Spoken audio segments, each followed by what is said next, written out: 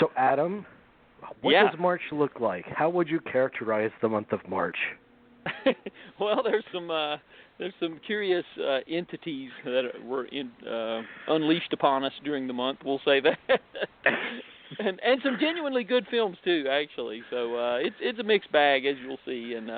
But I wouldn't say necessarily a terrible month slate. But maybe we've seen better too. But the big news, I guess, is, and this is mainly going to be newer releases, but we have to mention this, that they started releasing the Ultra HD Blu-ray discs, the Ultra HD 4K discs. The first ones were issued on the first day of March. And it's interesting that the studios have chosen not to issue any catalog titles on 4K Ultra HD. These are all current films, and some of them of questionable quality. And I guess I'm not sure what the thinking is behind this. I mean, some of these will probably look good on a, if you're trying to get people to switch over to the format or try it out. Some of these will definitely work, but some of these are just god awful. Let's be honest. Like the last Fantastic Four film, or Hitman Agent 47, or or the Expendables 3. Last Witch Hunter, those are some of the ones that the studios have chosen to release to get people on board with this format. So I don't know what your guys' thoughts are on this. Well, they probably don't. They're just throwing anything that they've got that they think, oh, this is going to be visual because it's just action. So they're just throwing everything they got at the wall and seeing what sticks. No, it's just they need to get in the black. All those titles need to get in the black somehow, so they'll do whatever they can. I see. Those are all bad. Oh my God! I mean, really? Kingsman. Hitman 47. Couldn't they have just written that off somehow? Yeah. Couldn't they have written off the Fantastic Four, or at least made Max Landis pay for it all? Just something like. I agree with you, Adam. I think it's pretty obvious that they're going to use this. I don't know what this is the first I've heard of this new format or whatever, but they're just going to, any way they can try to make the money back. But isn't it a mistake to release those titles up front, because fewer people are going to buy those movies, and so the studio then has an excuse to throw their hands up and say, well, I guess that format doesn't appeal to people, where it's actually the titles that don't appeal to people? Yeah, exactly. That's my thinking. Precisely. Yeah, and, I'm hearing things now that, for the 50th anniversary of Star Trek, that towards the end of the year they have already done a remastering of Star Trek II: Wrath of Khan. They are going to be issuing that in the 4K format, but they're talking 7-8 months down the line. So by that time, well, they've done 4K restorations of lots of stuff. I mean, they just screened a 4K of Taxi Driver and tons of stuff. Exactly. Yeah, there's all kinds of opportunities here that are being missed, I think. And there's a couple of good titles here. That Sicario is being issued by Lionsgate on Ultra HD, which is, obviously that's a pretty good title. And San Andreas is kind of it's not the worst thing I've ever seen. I understand that. Yeah. I see that. So there's a couple that might work. Is there really a need though to see things so clear, so ridiculously clear that it's like, oh, we're there. We're not going to be there. So I mean, well, it's not going to stop. Because you have directors now shooting in higher frame rates, and there are going to be televisions that come out to compensate for that, and there's, the whole name of the game and technology is to just go further, go further, go further. When do you the stop? history of technology. You don't. I mean, there's no possible way to advance if you stop. Mm-hmm. Okay, but what's the end game here? Like, are we supposed to feel like we're actually there at the is that the deal? I guess the end game is like virtual reality. That's the end game. Strange Days. Strange Days. Yeah. Okay. We all want to know what it feels like to have sex with Juliette Lewis. That's the end game. That's the end game. Once we know that, then it'll be all over. Yeah, well, this was a topic I felt like we needed to discuss if we're going to talk about releases, and so there we have it. We got that out of the way. But okay. Thank you. Anyway, Thank you, Adam. Oh yeah, yeah. It's been quite a controversial topic amongst those of us who and yet Star Wars isn't really is 20th Century or no Disney. Disney's not on board with the format yet. Not yet. I'm not okay. hearing anything about that from my sources that I've been keeping up with. They're saying maybe later on in the year, but right now they're just going for the Blu-ray. Well, your sources. Do they call you in the middle of the night? On a red phone? No, I have to seek them out. Actually, they don't seek me out. Trust me. There's a 4K. Release of movie 43 coming out in the fall. That would be pretty funny, man. That's good. That's definitely good. I had that one coming. But, all right. But I will, speaking of the Star Wars, but speaking of the upcoming Star Wars release, this is something tied to this also. It's being released by all these retailers, and all of them are clamoring to get people to buy them, with the special extra stuff. And in the past, typically if you bought one that had an hour's worth or 2 hours worth of extra features, you would get it on a separate disc. Well, Target is now going to be issuing The Force Awakens with extra bonus materials, like a couple hours worth, but you only can download it. It's not going to be available on the physical disc anymore. So if you go in the store, you pick up your physical copy of Star Wars Force Awakens on Blu-ray, you're going to actually have to go back home and download this stuff.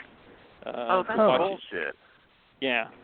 So, yeah, that's kind of, and for purists, people who really are big Star Wars fans, they're going to want this stuff because doesn't that make it easier to pirate it? Well, I know. Let's talk about the big thing, the big story of the week that Variety and the Hollywood Reporter had to feel that they had to tell the whole world about. You can download it right now, the torrent version. I mean, I didn't give you step-by-step instructions how to do it. It was like every major Hollywood, movie news thing. Oh, you can download it. It's available now legally. Crystal clear Blu-ray copy. I was just like, you guys, this is what we're fighting, and you're just making it so much easier. Yeah, and they actually, report on the most downloaded movies of the month or the week, so they do that as well. So yeah, it's what I find amazing is this is something that if you guys are, I read an interview with the producer of the show Hannibal, and they blamed illegal downloading of the show as the reason it got canceled because the illegal viewings greatly outnumbered the regular viewing, legal viewing. Wow. And they blamed that on illegal downloading. I told someone about this at work. They're like, oh, that's not true. There's no way. Because everybody at my work watches everything illegally, by the way. So, seriously, I've never seen anything quite like it. But well, illegal downloading definitely destroyed Expendables 3 box office take. That thing came out a month before it was released in theaters. I agree with you, yeah. But I'm mystified. It's obviously affecting people, the bottom line on things, including television. Here's the solution. Okay. They need to, every single network that's on television needs to get on the stick and move over to the internet because that's where people are now. So they need to be thinking about the internet just on the same level as they do the television tube. Because and that way people won't be illegally downloading. They'll just go to the network and see stuff. Well, let me ask you a question, Dean. Are they're going to be make these things available for free?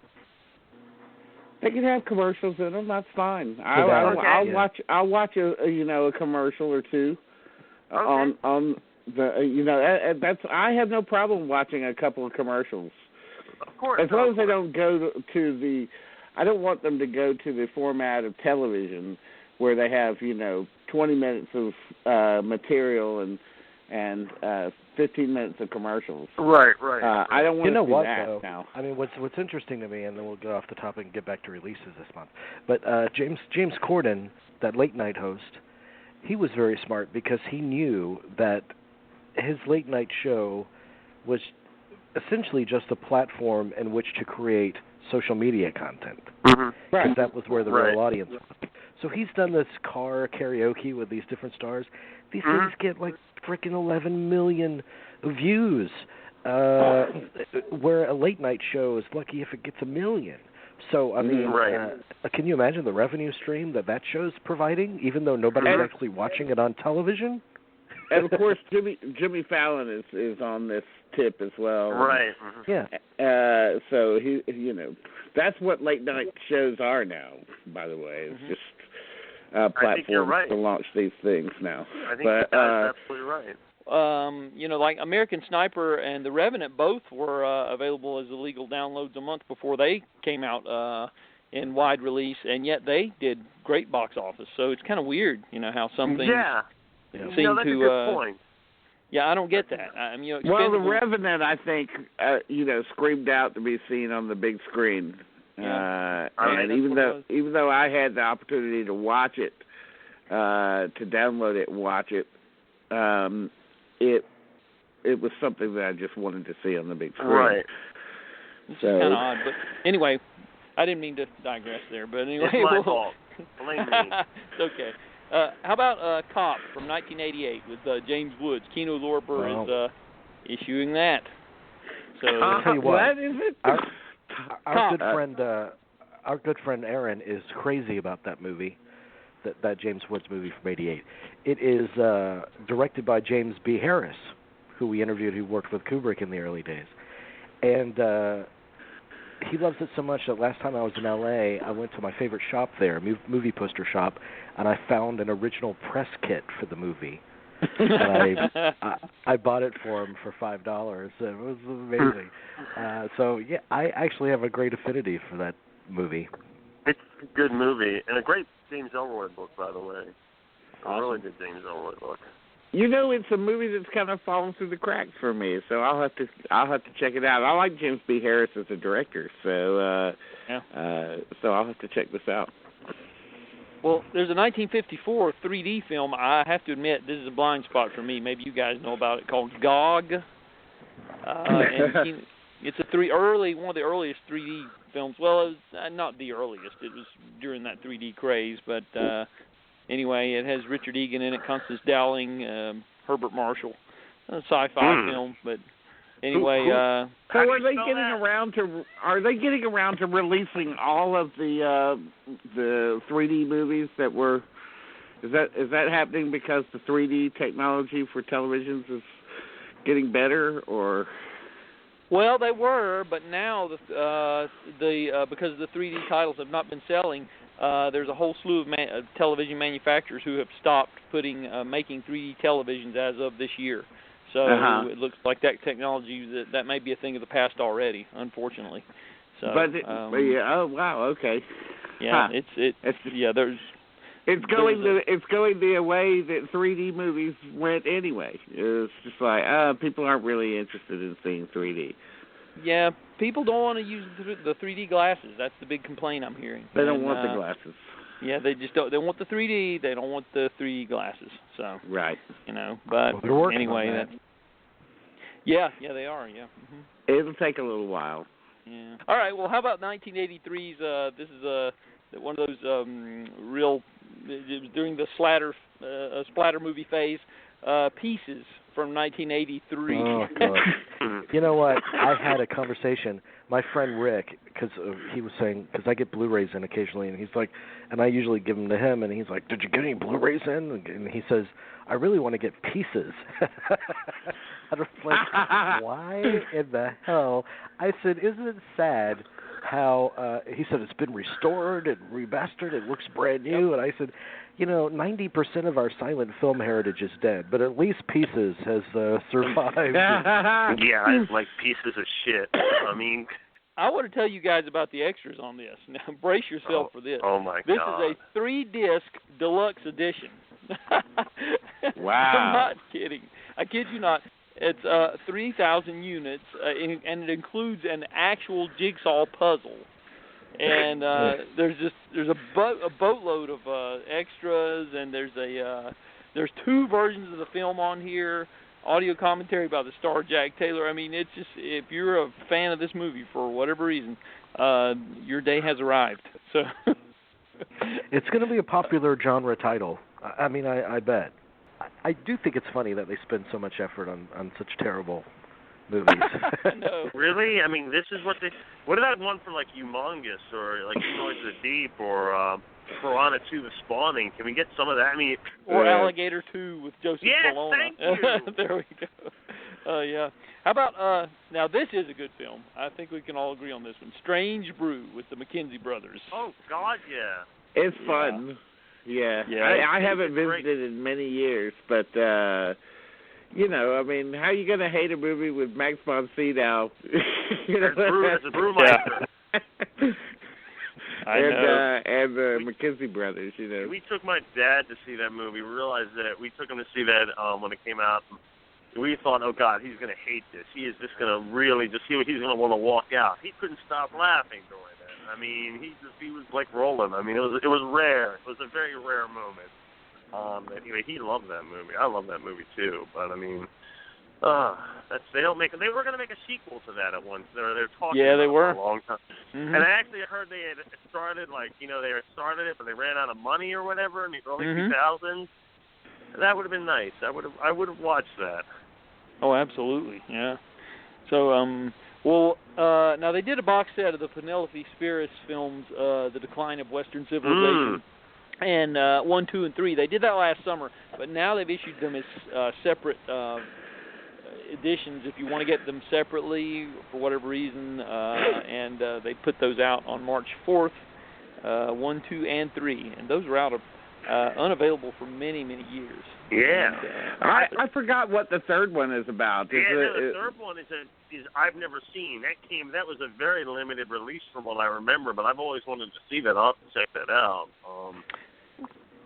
I can't remember what the subject was on that. It's good that they separated it out because, you know, not everybody. I don't really care about heavy metal, but the punk one I'm very interested in. Dude, the second one though, I know you mean I can't. You have to. Did you see the second one or? I have seen it, and it's the scene with Chris Holmes getting drunk in the swimming pool with his mom watching. Is one of the most surreal sequences I've seen. I like the stuff. It's the stuff that's outside of the music that I like in the second one, like, you know, Ozzy Osbourne eating cereal in the morning and stuff. So I like that stuff. Yeah. How about Batteries Not Included from 1987? Oh yeah! Oh my God! Sugar overload for me. That was that period, like right after Cocoon, when they were just trying so hard to, and E.T. and everything, you know, just trying so hard to ladle on the syrup on these was that Joe family sci-fi movies. Matthew Robbins directed, and had Jessica Tandy and Hume Cronin, of course, and Elizabeth Pena is in that. Oh yeah, that's the late. Whatever happened to her? Wow. Yeah, she died. Yeah, I think it was she passed away a couple of years ago. Yeah. Yeah. Yeah. Yeah. So sadly, Howard the Duck finally got a Blu-ray release. Can you believe this? Yeah. I saw your photo of with Leah Thompson. Leah Thompson. Yeah, I met her a couple of years ago, and it's funny. You know, that movie, not a great movie as we all know, but it always will hold a place in my heart because I got my driver's license the day that film came out, and it was the first film I was actually able to drive myself to the movies and go see without having somebody drop me off. It'll always hold a place in my heart because of that one scene with Leah Thompson in her underwear. That was I mean, that was the highlight of the movie. Yeah. It was. What movie? Howard the Duck. Oh. Yeah. Okay. It came out on my birthday. Are you checking out, JD? No, I didn't know what we were still on. If we were still on Howard the Duck or not. Yeah, I got a DVD of Howard the Duck like years and years and years ago because I ordered the movie that I was in the first scene of in that Shockma movie. Yeah. And they sent it to me late, or they forgot about the order. So they said, pick any movie you want from our library, and we'll send it to you for free to make up for it. And Howard the Duck is what I chose. Why did you pick that? Believe it or not, it was the best title they had. I mean, this is the place that sold Shakma. I mean, that tells you that Howard the Duck. Oh boy! Wow. Well, going from early Howard the Tim Duck Robbins too, by the way. Yeah, we that's forget true. that he's in it. Going from Howard the Duck to Jacques Rivette. What a transition! That is a big jump. Yeah, let's jump. But Paris Belongs to Us is issued by Criterion on the same day as Howard the Duck. So what diversity? So there you go. Do they have any plans to release his 13-hour opus, the Out One? Has that ever? I haven't. I know there's a demand for it, but I haven't heard of any specific plans. Because they released it for the first time on at theaters in New York last year, and it sold out immediately. Like 8 showings of this 13-hour movie, and I was just seems like home would be a better place to watch something like that. So yeah. Where you can watch it in increments, I know. Yes. This way. So, and then we'll make another jarring transition here. Species 2 and Species 3 are being issued by Scream Factory.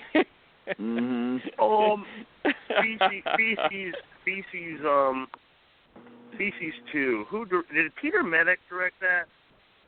Yeah. Oh no, I hope not. Poor Peter Medic.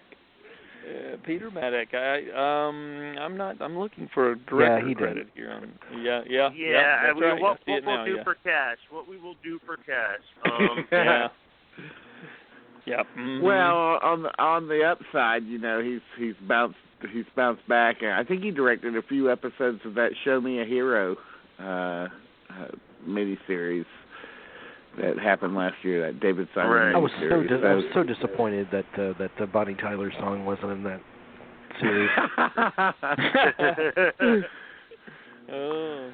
Well, how about the Vikings, directed by Richard Fleischer with Kirk Douglas, Ernest Borgnine, Tony Curtis, and Janet Leigh.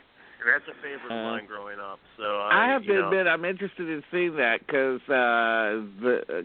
I think Jack Cardiff, the famous cinematographer, shot that. Yeah, I think you're right. And it seems like it's a very unusual project for him. So, well, how about the 55th anniversary edition of The Absent-Minded Professor with Fred McMurray? Now, these are all coming out what day? That one was earlier in the month. It was actually on March the 8th. Okay. So, Oh, my God. There you go. Yeah, Absent-Minded Professor is okay. It's sort of fun. Yeah. Oscar-nominated special effects. I think the sequel is pretty good, actually, to be honest with you. The Son of Flubber, not bad. Right. Nice. Not as good as the Robin Williams one. I'm joking. I wasn't going to go there. But I went there, okay? Leave it to me.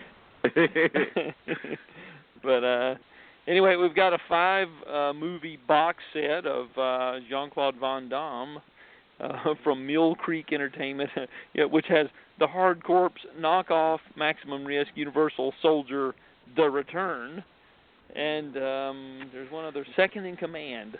I don't know if we were clamoring for these titles, but they're available nonetheless. I don't really remember tripping out of the bed to get those, but okay. What about Monster Dog from 1984, starring Alice Cooper?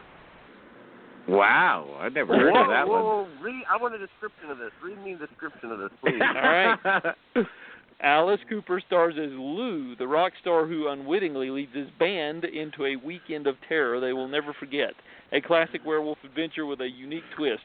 Monster Dog will hold you in the grip of fear as it unleashes new dimensions in terror. Oh, wow. Yep. Can you imagine writing that copy? I know. Imagine. 1984, though. But yeah. So the Twilight Time titles arrived, and I was able to get my hands on those, and not a bad batch. Pretty good, actually, this month, I think. See what you guys think. 10 Rillington Place, directed by Richard Fleischer. We just mentioned him. And this is that suspense film with Richard Attenborough. That's from 1971. Also, Alexander the Great, the 1956 version. And Richard Burton? Yes, that's the one. I have a fondness for that. It's not a great movie, but I do have a fondness for that movie. I'll take it over the Oliver Stone film any day. Thank you. But Which version? Which version? I have only seen the one, the theatrical right, version. there's only 3 cuts. That's right. Yeah. But yeah. And Anastasia from 56 also. That's another Twilight Time. Lilies of the Field. And Exodus. And Exodus is interesting because this is the most complete version ever issued, I think, on video. It's the 3-hour and 28-minute version, plus it has the original 6-track stereo soundtrack that has been lost for many, many years, and they've restored it on this release. And it also includes an isolated score track in addition, so you can just switch over and get that Ernest Gold score on an isolated track there as part of a bonus. So, not a bad batch. Which actually the theme was extremely popular back in the early 60s. It actually won the Grammy for Song of the Year, which I don't think has ever happened before. It's just an instrumental theme. It doesn't have any lyrics to it, I don't think. But no, it doesn't. So Ronnie and Teicher had the hit, yeah. Yeah, so that's very odd. Yeah, the title I like out of that group most is 10 Rillington Place. I think that's a pretty gripping performance by Richard Attenborough in that. Yep.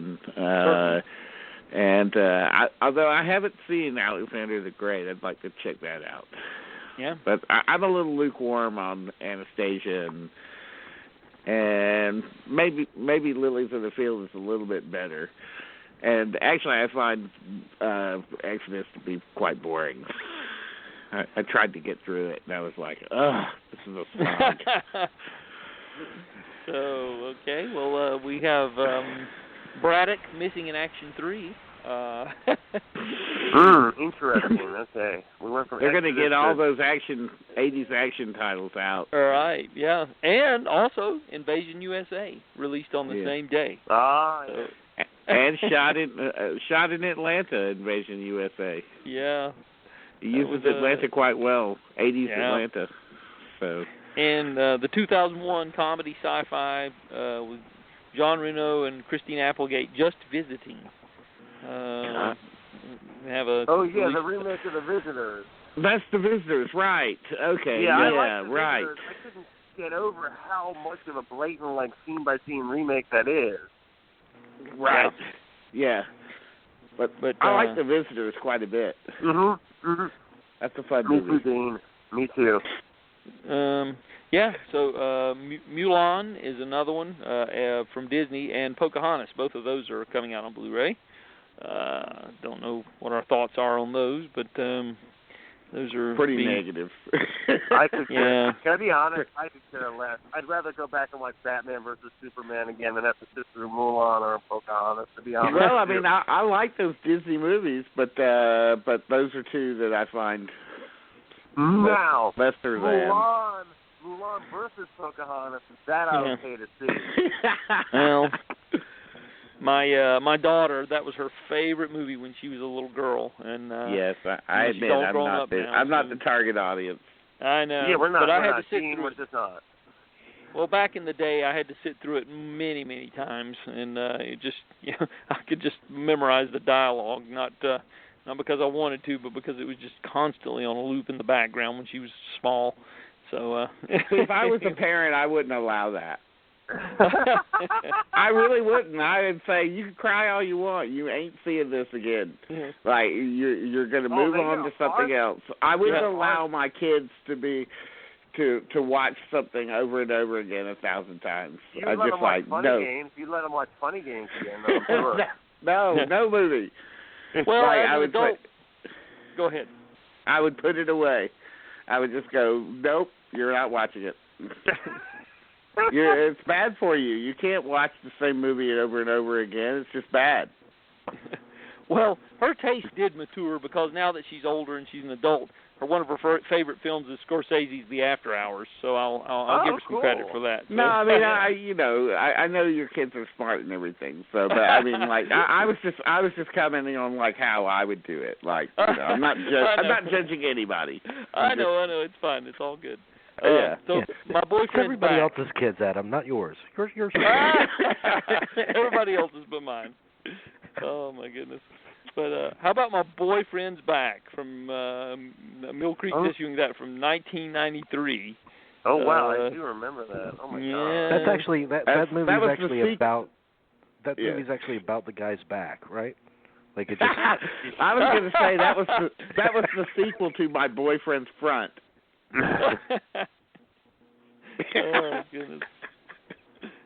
Well, how about Rage of Honor? Sho Kosugi, directed by Gordon Hessler. The old directed a lot of television movies, made for TV movies. Also directed The Golden Voyage of Sinbad, but that's Arrow Video's. Yeah, you're right. That's a great movie. I love The Golden Voyage. Yeah. So Rage of Honor from Gordon Hessler, that's from '87. Also a Spring Break double feature. This is a 2 for the price of 1 disc, Private Resort and Hard Bodies. I have to admit, of a kind of guilty pleasure quality to both of those movies, actually. Yeah. Particularly Hard Bodies. There's something. It's just funny, kind of real low rent early '80s sex stuff. For teenage boys, and I have a fondness for those. They're rather innocent. Now. So, yeah. But, got a Swing Vote with Kevin Costner from 2008. That's being which I've never issued. seen. Have you guys seen that? No. I never did. About as long enough as I never had any desire to watch it either. To be honest with you. Okay. It's one of those movies that should have been a lot better than it was. I watched it the night it opened. Yeah. Okay. So, Best Little Whorehouse in Texas, Universal has issued that. I kind of love that movie, and I think I have to watch it again.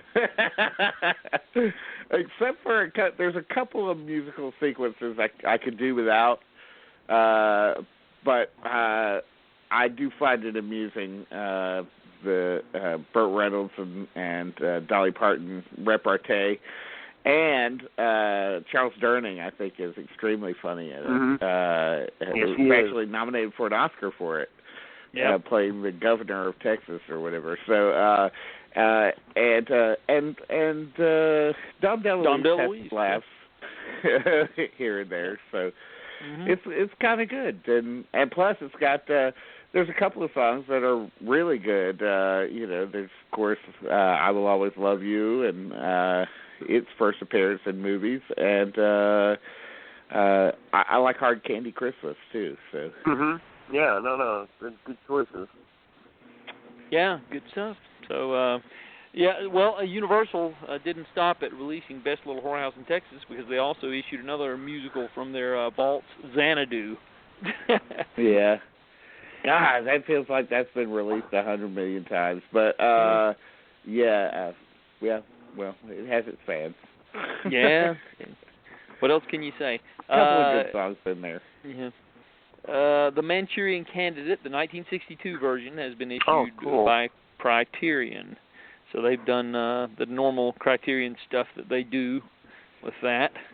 Okay. And they also have issued the Edward Yang film, A Brighter Summer Day, which has been one of their most requested titles for quite some time. I'm told that the film has never had. This is a complete 237-minute print of this film, and it's been seen in butchered versions, I think, over the years. And the rumor is that it's been so hard for them to get the rights to it because the financing was partially came from organized crime outfits, and they had to. There was a lot of.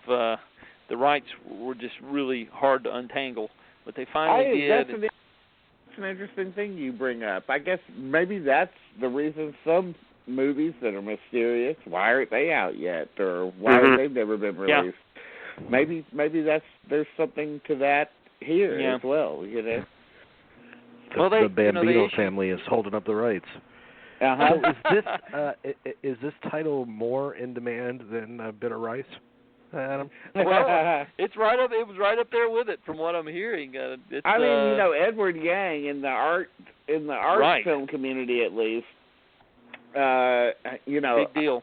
Edward Yang is a really big deal with both Yi or also called a 1 and a 2. Yep. And this and a few others of his movies. They're very, and he's gone now. Did he die? Yes, he is. He died of colon cancer a couple of years ago. Yeah. Right. So he is kind of a big deal in the Criterion world, you know. Mm-hmm. So it doesn't surprise me at all, and I look forward to seeing it. Yeah, I've never seen it, and I feel like I need to catch up to that one. So. Another Criterion title worth mentioning is City Lights, the Chaplin, and they've done a really good job. Yeah, it is, and still holds up, and they've done a really good job with that. Also, and then we have going from Chaplin to Chuck Norris, Breaker. That's one of his early movies, isn't it? It is. That's from like the early mid-70s. The big CD craze, CB craze back then. The Chaplin-esque Chuck Norris. Yeah. How about Disturbing Behavior? That's one that is seeing the light of day. I remember Strange Behavior, but I don't remember Disturbing Behavior. It's 1998. James Marsden. Teenage movies like that movie Gossip. Remember Gossip with Kate Hudson? Yeah. Oh yeah. Isn't Cruel Katie Intentions Holmes in this one? Or? It's James Marsden, I think, and I can't. Let's see. I've got a cast list here. It's James Marsden, Katie Holmes, Nick Stahl, and Steve Railsback, Bruce Greenwood. Wow. So. Wow. Man, she could really make a movie called Disturbing Behavior now. Katie Holmes.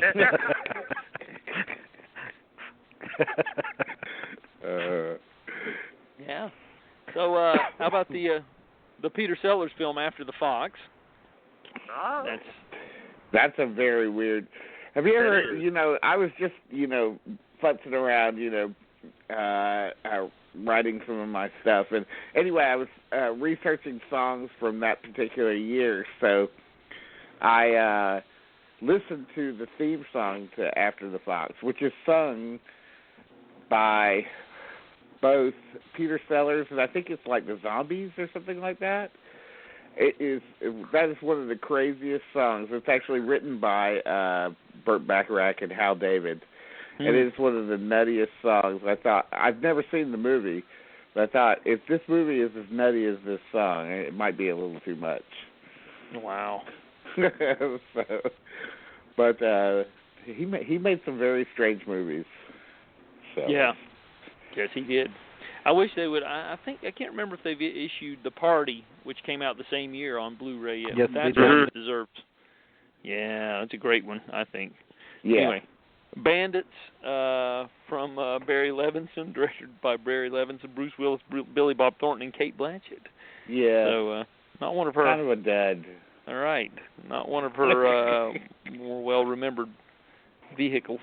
Yeah. But anyway, so there was that, and also Black Mama, White Mama. Oh yeah. Video. Oh, yeah. 1973. Wow, really Pam Grier. Yeah. Okay. Yeah. This was made before Coffee, so it's kind of like a Grindhouse version of the Defiant ones, I think, something like that. Yeah. Yeah. Right. So. This was before she was the huge, massive star. Yeah, it is. So, Clean Slate with Dana Carvey. Oh, I was just thinking about that the other day. That one. Oh, that was supposed to be a big deal for him, and it didn't really take off, from what I remember. Yeah, Valeria Golino. Remember her? Yeah. I love her. Yeah, she's great. I mean, she just totally dropped out. She is ridiculously gorgeous. Mm-hmm. Yeah, I agree. Like, yeah, painful to look at. Like, ow, you're hurting me. Well, it's interesting though with this clean slate. I mean, they kept trying to find vehicles for Dana Carvey to turn him into a big screen star, and it just never really took. It was never going to work. He was just. Some people just don't have that thing, to move over. He is funny though. Yeah. Yeah, he is. He is funny. I just don't think, like Strangers with Candy is a funny show, but when they tried to make it into a movie, it was bad. Mm-hmm. And some things just don't. Some personalities too just don't translate to like a 2-hour or even a 90-minute format. Right, right. They're just better in little increments. I even thought his sketch show was funny, even though it never lasted. It did not last. I heard that was good. Funny. I mean, I know it had a lot of good writers on it. So. Oh yeah, it's good stuff. Good stuff. Yeah. But anyway, so Donovan's Brain. How about that one? Nancy Davis, the late Nancy That's right. Reagan. That's right. Lead role with Lou Ayres or somebody like that in it. Can't remember. But not a bad sci-fi movie. Yeah, from that's inspired by the Puppet Masters, the original version. It is Lou Ayres. Yep, you're right. So there you go. And how about Jinxed from 1982 with Bette Midler, which I think that proved to be the last film for Don Siegel. What a weird film for him to go out on. But who did the second unit work for that? Yeah, I can't remember that story. Sam reading it. Peckinpah. That's right. Yeah, that's right. I remember reading that in this. That's so weird. What a weird movie. Now, what is Jinxed about, really? Do you know what it's about? Have you ever seen it, Adam? I saw it like 30 years ago when it was on HBO, but I'll be damned if I can remember anything about it. Couldn't it's say. Not, Isn't it the guy from Wise Guy in that, though? Yeah, Kim Wall, the late Kim Wall. Yeah, he's in it. And Rip Torn. So God, everybody's in it, man. Yeah, and I don't know. It was like the second film that she made after. She made the concert film Divine Madness, but this was the next film she made after The Rose. This was going to be the follow-up. Okay. Rip Torn has one of the great names ever. I was thinking about him again last week, of course, because Gary Shandling passed away. So. Right. The Larry Sanders Show and his role on that. He was always so great, defending your life, and he elevates so much. Mugshots. Yes. He's great. Mugshots. Not the movie, the actual Mugshots. Yes. He is great. He's great in police blotter reports. I agree. I'm glad you mentioned Gary Shandling. That was an incredible shock. I couldn't believe that. Big time. Oh my God. I couldn't believe that at all. He was funny. Okay, Adam. What else? One of the best. And what do we think of his film? What Planet Are You From? I'm curious about you guys. Well, just briefly. I watched it. I actually didn't think it was that bad. I actually thought, well, it's got some funny things in it here and there. It's not terrible. It's not your typical Mike Nichols movie. But, it's not a bad movie. I don't think so. I think it's such a great cast, especially at the time. I mean, that's an awesome cast you got there. Yeah. I mean, so and that Benning's kind of good in it, I think. Yeah. And I don't know. I remember thinking that it's better in its first half than it is in its second half. It has trouble wrapping things up, right. I think. But I didn't think it was terrible. Yeah, for a movie about a vibrating penis, I guess. Yeah, exactly. Well, exactly, man. It had a lot of jokes about that, but I think that it tapped into that kind of uncomfortable body image thing that Gary Shandling had going on. And I think he does fairly well with it. And I think it's just another case of somebody, again, who, seriously works better on television, just not measuring up to big screen big screen dimensions. Although, to be fair, he was good in some big screen movies. Like, I liked him in Hurly Burly and it's a very underrated movie, Dean. It's very underrated. Mm-hmm. Thanks for bringing it up. There's a couple of other movies. Love Affair. I thought he was okay in that, and forgot about that. So, he wasn't. Totally. Well, okay. Well, moving along, I will say, Kill Me Again, directed by John Dahl. That was his directorial good movie. debut. I like that. That's a very good little movie. It's being issued as is whatever Michael happened Collins. to Joanne Whalley? She disappeared, Joanne Whalley. Yeah, that's a good question. She fell off really the map did. as soon as her last name did. Precisely. Yeah. How about Making the Grade from 1984? Another one of those 80s comedies that, like we were just mentioning earlier. Yeah, that's one I haven't seen. Yeah, there's a lot of them I haven't seen, but when I watch them now, I get that warm, fuzzy feeling, that I love of I'm just settling down to like 1980s HBO late at night or whatever. There's just something about that just makes me feel so great. So sometimes those movies reminds really you of the work first for time me. you masturbated. Oh my God! There we go. No, it's just I like those late night movies. What about the sequel to A Christmas Story, My Summer Story, with Mary Steenburgen and Charles Grodin and Kieran Culkin, also directed by Bob Clark. I did not even know that existed. Yeah, there you go. Wow. So, there's that, and Michael Collins with Liam Neeson, of course, Julie Roberts. And, beautifully photographed, that movie, by the way. I like that movie. I know it's not a popular movie, but I do like that movie a lot. I wanted to like it. I just can never understand anything that's going on with the IRA. Like, okay, who's chasing who now? What? Why do they hate each other? I can't get it. I don't understand. Yeah, I know. It's hard for me to get all that across, but I think it's one of in the pre-geriatric action phase of Liam Neeson's career, I think it's one of his better period pieces. Okay. We talk a lot about that movie with L.A. Goldenthal, actually. Oh, cool. Oh, yeah, I remember the score was actually pretty good in it, too. No, it's a great score. I mean, So, what about The Trip from 1967 with Peter Fonda, Susan Strasberg, and Bruce Dern? Roger Corman directed, of course. And we have that. Also, the David Gordon Green film from 2004, Under Tow. That's a good little movie. That's a very underrated movie. I love that movie. Is that with Sam Rockwell? No, that's Snow Angels. Snow Angels. Jamie Bell, Josh Lucas. Yeah. Okay, I haven't seen it. And also, if you miss and blink, a very young Kristen Stewart. Yeah, she is. Yeah. Well, we got the Harold Becker film from 1988, The Boost.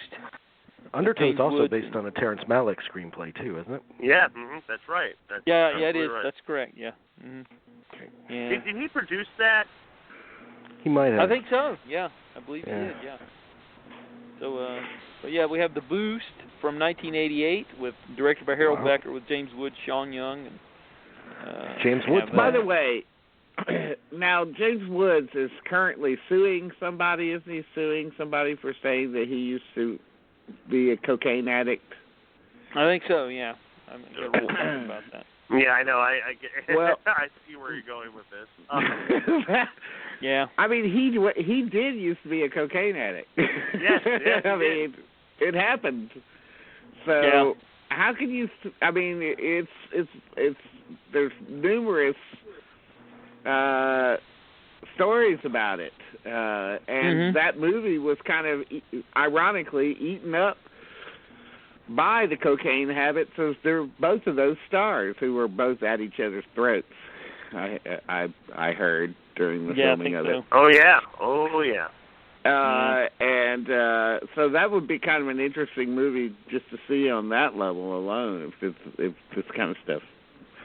I think it's interesting that he's suing, you know, but I guess he's a right-winger now, so he's just like, forget all about that stuff. Well, we have Tokyo Story is being issued by Criterion also. They're doing that as they're also doing Bicycle Thieves. They're doing now, that are these re-releases? They're on Blu-ray, right? They call them Blu-ray upgrades. They've been issued before on Criterion, but they're Blu-ray upgrades. Is Bicycle Thieves, is that Desika or is? It is. That's the one. Okay. Now, isn't Desika suing somebody on Twitter for saying that he actually stole a bicycle? Is that really the title? Very good.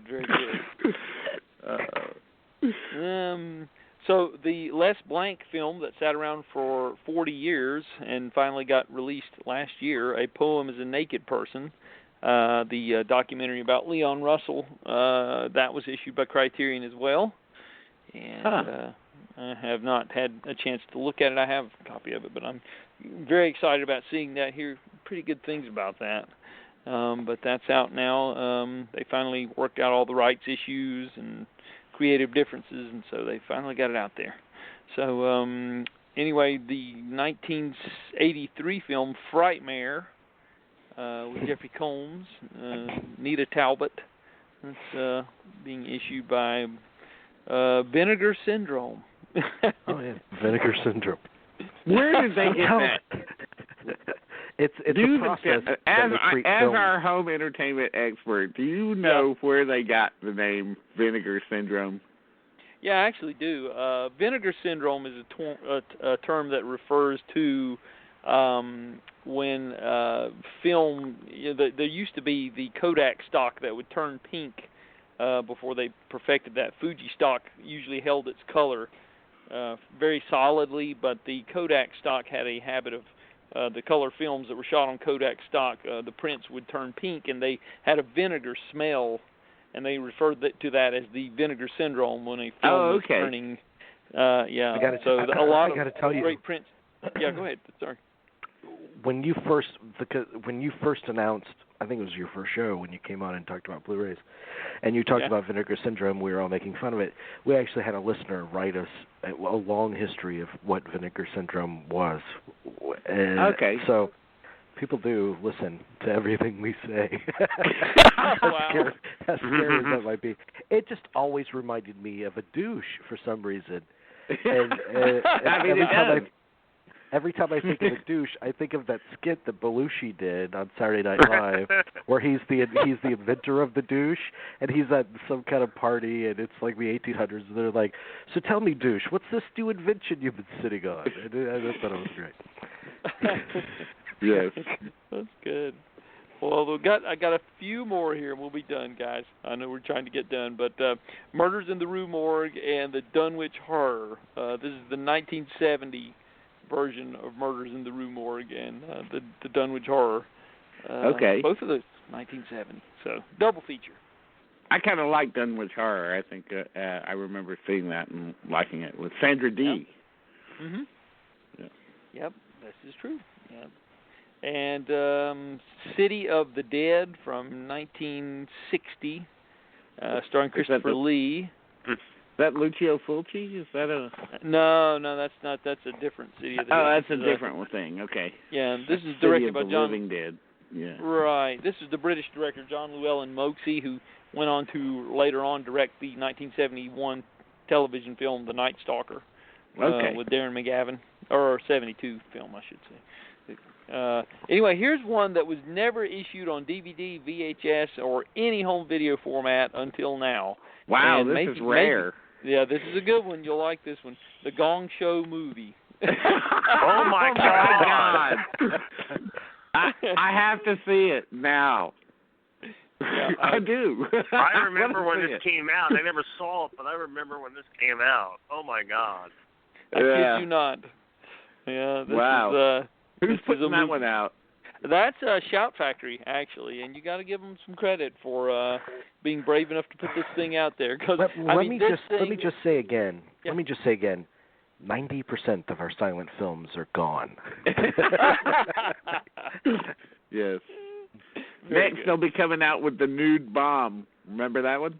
Yes, yep. I do, and it wouldn't surprise me. It would not surprise It'll be coming soon. Although Shout Factory and Scream Factory have got some great stuff coming up in the next couple of months. They're actually doing a deluxe edition of Raising Cain, which I'm really excited about. So that's going to be good stuff. I can't wait until they reveal the extras on that. Yeah, me too. So just a couple more here. The Sicilian, directed by Michael Cimino. There's a director's cut of that. Shout Factory's doing that. And it's a director's cut. I don't know. Is there? Let me ask you this: is there extra footage on that? Supposedly, yeah. It's supposedly because a cut of the film. Remember Z Channel, the documentary about Z Channel, and I remember he showed a version on that channel of a director's cut of The Sicilian. There is a director's cut that he showed. I'd be very curious to see that one day. I mean, the theatrical cut was rather silly. It makes no sense, actually. I mean, it's very hard to sit through, by the way. I mean, not an easy. It's a drags horribly. I mean. Yeah. But well, that's good. I'm glad that there's a director's cut of it out there. Maybe that would be worth checking out. So another one, Christopher Lambert. I mean, what happened to him? Lambert. Yep. He was in something just recently, wasn't he? He was in something rather big. He was in Hail Caesar. He was in. Yeah, that's right. He was in Hail really? Caesar, sharing the screen with the husband of his former wife, Diane Lane. Right. Right. That's right. It's absolutely right. Yeah. Even though he was in Hail Caesar, I think Diane Lane is probably the last really great thing he was in.